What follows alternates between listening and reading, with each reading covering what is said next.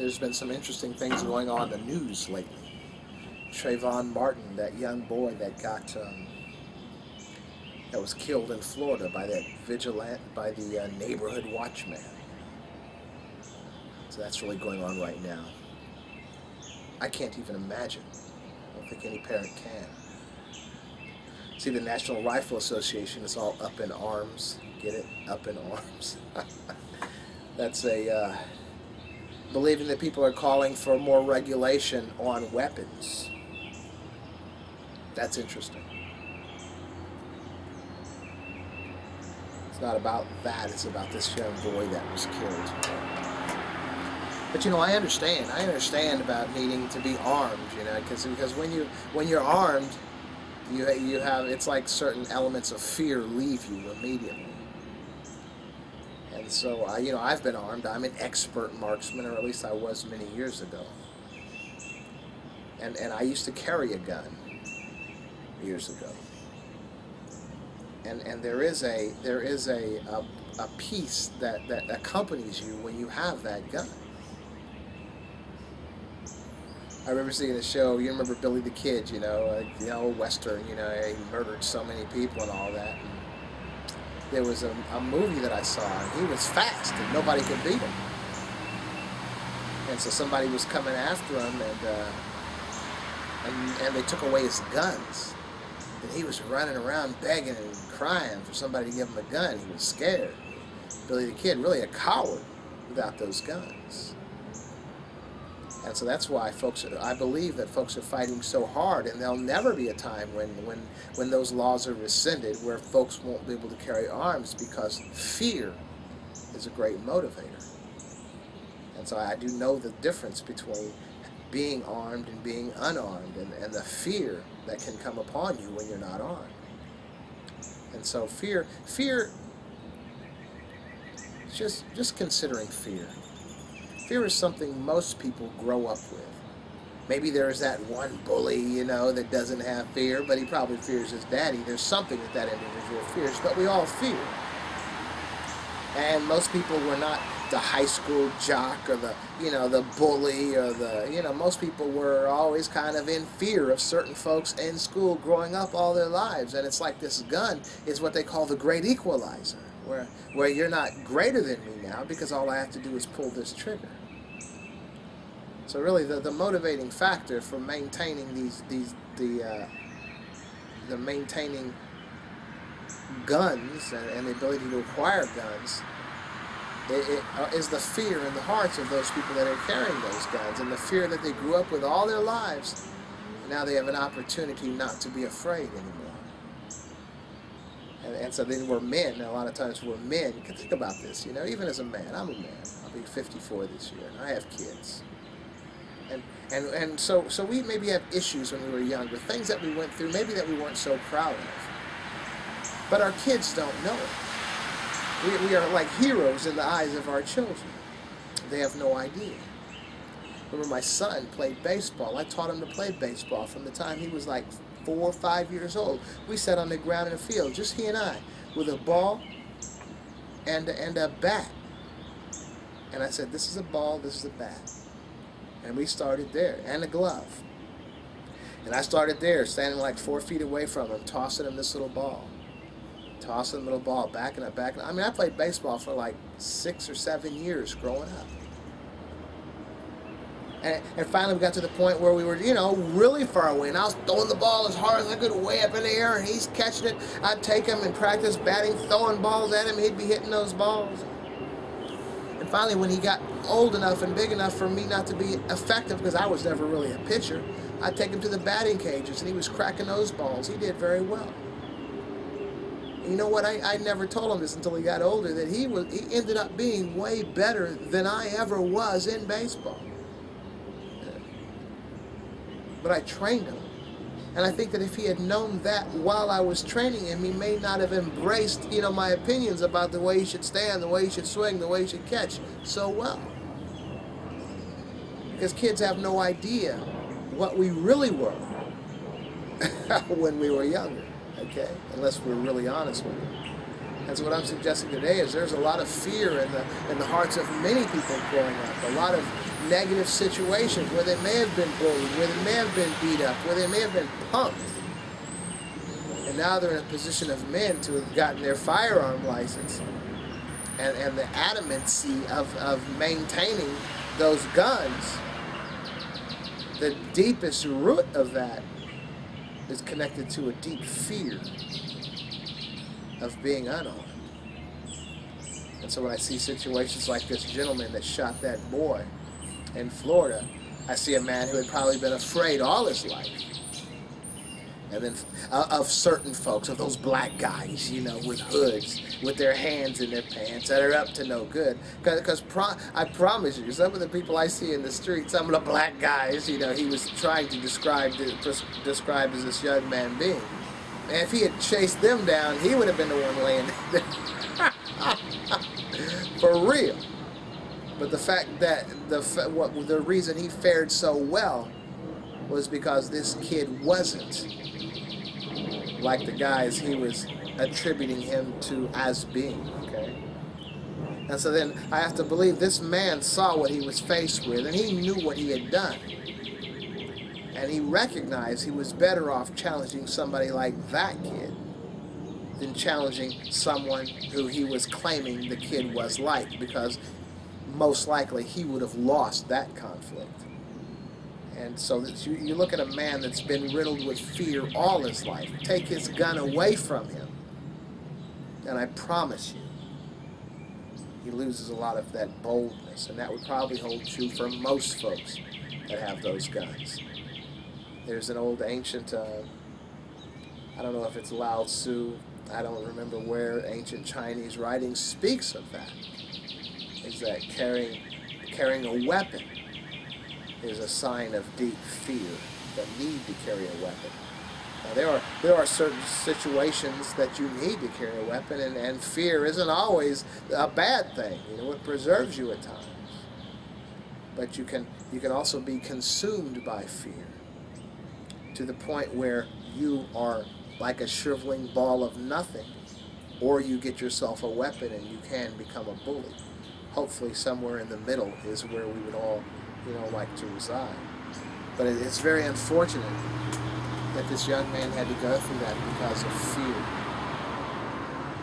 I think as we examine fear in our lives, this is probably the culprit to most of the issues that we have. And I think most of the issues that we have regarding fear are unfounded. I remember I used to watch the old Kung Fu episodes, and that was back in the time I was practicing the martial arts, so I was really into like the Chinese philosophy and all. I'd watch that program with a pencil and paper, and I'd write down some of those words of wisdom the master would speak. And I remember once he spoke of fear, he said, when there's no fear, the danger dies away. Fear is only within oneself, therefore it cannot harm you. And to me, that's true. There is a fictitious fear. There is a fear that is generated and created within you. I mean, have you ever found yourself overreacting to a situation, even if it wasn't a situation about fear, but maybe just an emotion about something else, maybe something to do with your children or something to do with a misunderstanding, and it got so blown out of proportion, so worrisome, so bothersome, only to find out later it wasn't all that. You know, it wasn't that bad after all. Those things in our minds get really blown out of proportion sometimes, and they can really take us down a regretful path like this gentleman. Because if this gentleman in Florida, Zimmerman, who shot that young boy, if he is found guilty, and it looks like he probably will be, he probably had that gun because he was fearful. And then he let that gun go to his head, feeling like he was all that, when he should have just had it for protection for real. And if he goes to prison, he's going to really know fear. So you know, I think there's a scripture in the Bible with Job saying something, the thing that I feared the most has come upon me. So it'd be very interesting for this guy if his purpose for getting a gun was because of his deep-rooted fear, but that thing that he got because of its fear is now going to place him in a situation where his fears are going to be more real and more prevalent in his life than he ever even imagined or even thought. We need to consider that. We need to begin to reconsider the things that we think are and the things that really are. And since we're on the Chinese, I think there was a Japanese military philosopher that said that where there is no fear, in 1,000 battles, victory can be achieved. Fear. So how do we get rid of that fear? Man, I don't know. I don't know everything. I'm thinking maybe fear. I would think that if we go back far enough, maybe in our minds, in our lives, somewhere, as a younger person, there were situations and issues that even that we got from our parents that we have. And fears. It's one thing to be afraid of dogs, or to be afraid of bugs, bees and wasps and things. But to be afraid of a race of people,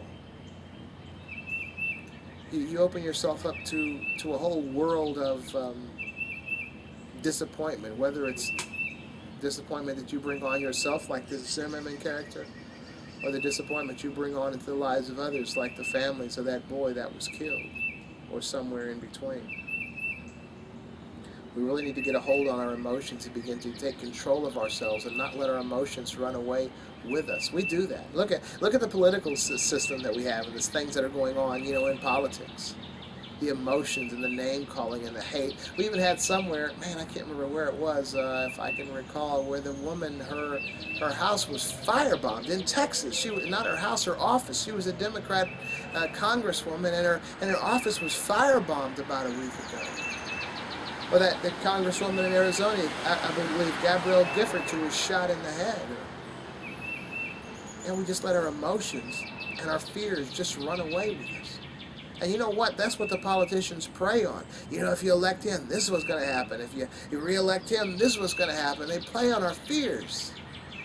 So they don't make the things any better for us. But I'm suggesting today that we need to begin to get a hold of our own fears and our own emotions and begin to take care of business and begin to get ourselves together, because there are a whole myriad of emotions that we fall victim to, not just fear. There's apathy, where we've given up, we're not trying anymore.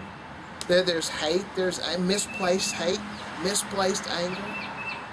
And there's even happiness when we should be serious. There's joy, a lot of times drug-induced. There are certain emotions that we have because of the situations that we place ourselves in. When I'm drinking too much or when I'm getting high too much. I have a particular emotion of apathy, or, oh, it's all right, we'll take care of that later. That's not doing us any good either.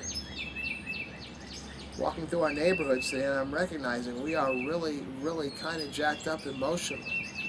And it doesn't seem like we're on a path to getting any better. So yeah, fear is one terrible emotion, but look, there are other emotions as well.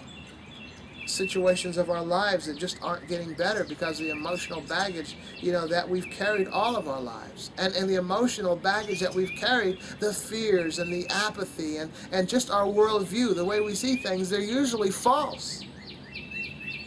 That's what's in our best interest, to begin to reevaluate the things that we have bought into, the emotions, the ideas, the ideologies that we've bought into that have influenced our lives so greatly. Because we're passing those ideas and ideologies down to our children. And if we're not careful, as we understand, children usually take the ideas of their parents, and more often, too often, the negative ones, they take those ideas to the next level. And that's just not good. This program especially is for African Americans in this city today to look around and recognize the condition of our lives, that we are not well. That we have killings, that we have murders, we have a guy that got jacked at the corner, I think it was Iola in Germantown a couple of weeks ago, shot in the leg, and we find the young boy that was shot by the Rangers, the police, over at Summit Square Apartments now. Now, so you find folks that are arguing that it was undue force and he shouldn't be dead. Then you have the other side saying it was necessary because that's the situation that was presented. The reality is this: nobody's going to take care of us but ourselves. We need to stop putting ourselves in situations that are going to bring negativity on us. I was just speaking to my daughter recently, expressing to her that if you do wrong, you're going to get punished. And I was expressing to her that if you do wrong in mommy and daddy's house, you're going to get punished, but you're going to get punished by people who love you. But if you do wrong outside of mommy and daddy's house, you're going to get punished by people who don't love you, sometimes by people who hate you, because they're dealing with their own emotions as well. So I'm saying is it would behoove us to get a hold of our own emotions, because we might be placing ourselves in situations where someone else with negative emotions might have authority or might have power over you and end up harming you, okay? And so I'm just saying, I'm looking even at that young boy, Trayvon Martin in Florida, that was unfortunately killed recently. Sometimes when you're raised in civilized households, you don't realize that you just can't say anything to folks who might have issues, okay? And so I'm just suggesting that I think as parents, we need to really address our own emotional issues so we can more clearly see the emotional issues of our children and be able to help them avoid situations in life outside of our home when they're interacting with other folks with emotional issues, and they might end up with the short end of the stick, okay? Because right now we're in a pitiful place. So it's, you know, I know you got that Zimmerman down there, white Hispanic, that killed a black boy, but black folks are killing black folks in our own neighborhood and all over this nation. What about that? Recently I was asked to give an opinion on the amount of black folks in prison, black men, and how it's terrible, and sort of the chastising the government because of it. And I don't see that. I see if you do the crime, I mean, I see I see if there's a difference between the sentencing of white folks than black folks. The answer isn't to let out the black folks. The answer is to incarcerate more white folks, okay? That's what I'm saying. Because I have kids. I don't know what kind of crimes you're talking about, but I have kids. I don't want to be victimized by criminals. So I don't quite grasp that. We just need to stop doing things that are getting ourselves in trouble. That's what I'm saying. So you can't hardly do something to get yourself in trouble and then blame the system because they did more to you than they did to this white guy. Now what you can blame the system is for not doing more to the white guy, but you can't use that as some kind of justification or some kind of complaint about what happened to you. So I don't even see that. I mean, I spent enough time, 17 years, ministering in juvenile detention with all of my heart, with all of my emotion, because I wanted those young people to be well. But the reality is, some of those crimes, you know, unless they're well, they don't need to be on the street. And that's a simple reality of those folks and adults in prison. A lot of those kids, I've been out of that for like 3.5 years or so, a lot of those kids are adults. But the reality is, prison is there for folks that need it. And what we need to do as African Americans, begin ministering, especially into our own kids' lives, first into our own lives, to be able to recognize that the drug issue is a tremendous issue. So if I'm an adult and I have kids, I need to stop doing drugs. If I'm an adult and I have kids, I need to stop drinking. If I'm an adult and I have kids, I need to stop cheating. I need to stop lying. I need to stop being violent. I need to stop being all those things. Because we are the ones. We're the ones creating this environment. I remember there's a young man that I was privy to a few years ago was shot and killed in Dayton. And it was about a year prior to that, I noticed in his daddy's car there was a CD, some rap CD, and there were like 2 shotguns crossed on the cover, you know, of that CD. Now, so what kind of influence is the adult having in the life of that children? So some of the music that we even embrace and enjoy as adults, we need to reevaluate that music and ask ourselves, is it having a negative effect on our kids? What kind of lifestyle are we living? Are we womanizing? Are we cheating on our wives? Do our kids know about it? Are we disrespecting the kid's mama? How is this kid going to grow up? What did he learn from you, and how is he going to be responding to women in the future? If you got a girl whose mom has got a lot of boyfriends coming in and out, and she got her own emotional issues, why she's going through all these guys in front of her kids, and then her daughter turns out really loose and hanging out there and really embarrassing and all, well, how can you blame the daughter? What did she learn from her mama?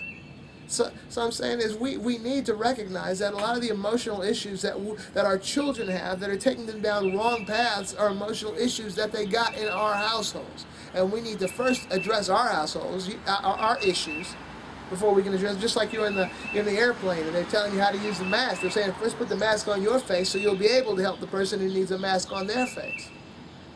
So I'm saying is we can't very well complain or help our children in their ills if we got a joint in his hand and we're telling them to quit getting high. Or we've been selling weed and we're trying to tell them to stop selling heroin. Or we're violent, with our wives or with them, and we're wondering why they're beating up the kid next door. Or we can't hold a job and we're always in trouble at our job and we wonder why our kid's always at the office and getting kicked out of school. We have to take the responsibility onto ourselves to recognize the emotional ills that they have are basically come from the emotional ills that we have. Deal with our own emotional ills and deal with theirs. Or at the same time, look, son, this is not right. This is how I am. And you're falling in my footsteps. Let's not be that way. Share with them the path that you walked and now it's not good. Sometimes I think that we're so ashamed of our past, or just like not wanting, again, when we got punked when we were young, not wanting to share with our children what we really went through when we got young. We're only showing them this image of this hero, somebody that they can, worship, that we're not really giving them any tools that can help them be better, because we're not really telling them the truth about life. We're giving them this fictitious comic book Superman hero that we really are not and we never were. And we're avoiding telling them the path and the struggles and the turmoil that we came up with, we were raised with, and we survived with. Those are the lessons that our children need right now. They need to know about the struggles, not about the victories. They need to know about the losses, not about the so-called wins. They needed to know about the defeats for real, so they'll know how to handle the defeats in their lives, because that is a reality. So you may have been shunned when you were in school. You may have had certain kinds of friends and not many friends when you were in school. But you're not sharing that with your child. Now your child's going through some issues in school that you went through, but they don't even know you went through them. And they're not surviving. So they have emotional issues because of the emotional issues that you have suppressed. Sort of like that Zimmerman character that shot that boy. Rather than deal with his fears, he bought a gun. So his fears weren't dealt with. And now the gun was a vehicle used where his fears manifested. It took this boy. You want to say fears? It's not fear. It was anger or hate. Well, anger or hate, come on now. If you're victimized enough, doesn't that turn into anger and hate? And if you're victimized enough by people you can't whip, isn't your anger and hate going to be toward people who you can whip, who remind you of those folks you can't whip? Come on now, who doesn't have fear? Who owns a gun, really, that isn't a little fearful when they go out without that gun? Who has a right to conceal, to carry a weapon, concealed or not? Who has a right to carry a weapon and carries it, and then go out without that weapon one day? And I promise you that person is filled with fear. That's what you got right now. Emotions that are not dealt with. That fear has turned to anger. That fear has turned to hate.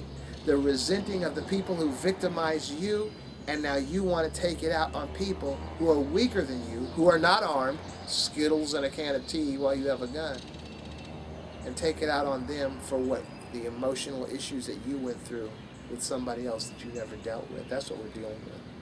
So, I mean, I've gone a long way around this. I mean, it's about this thing with the Trayvon Martin case. It really opened up a reality to me about the issues that we deal with, that we have, that we're not dealing with, and how they can grow and manifest in other areas and end up affecting us, impacting us negatively more than if we had dealt with that negative issue in the first place. I was telling my daughter, I always share stuff on TV, but she got in a little trouble at school for talking when she shouldn't have been talking. And what I love about this school is they give you, right then you got to take this little note home and the parent has to sign it, you know. And she didn't say anything all night. And we went to karate practice, hung out at the house, watched TV, went to bed, got up in the morning. And I found out about it and talked to her about it. And we went through a little emotion and everything for about 20 minutes, but then it was done. And then it was like a burden was lifted. She was her happy, normal, giggly, crazy self like she always is. But during that whole time, that whole, all the after school and the whole night, she was all negative, carrying a heavy burden. Because she hadn't dealt with the issue in her life, and it was manifesting in a negative way. And I shared with her, this is what, you have to, especially if you have people that love you. What I told her was, look, when you have people that love you, you can tell them anything. I feel for folks that don't have anyone that they can talk to like that. But when you deal with an issue, so you can carry an issue all your life and be uncomfortable every day of your life, never be any real good to anybody. But if you could find some way to deal with that issue and remove that issue from you, man, the real you comes out again. It's like you got the sun coming out on a dismal day like this. But it's beautiful with the birds in the background. But anyway, this is where I just, that case really tripped me out. Terrible situation where that boy had to die because this man's unresolved issues. And I'm just saying is use this sort of as a symbol, a sign for all of us in our unresolved emotional issues, that they don't just remain in us, they seep out and affect other people. So take the time, take some quiet time. I'm always saying find some place to meditate. This is a good place to meditate, for real. Find a quiet place. How's that? Well, anyway, I guess I've bent your ear long enough. I do want to thank you again for listening, and I want to invite you to listen again. So you take care.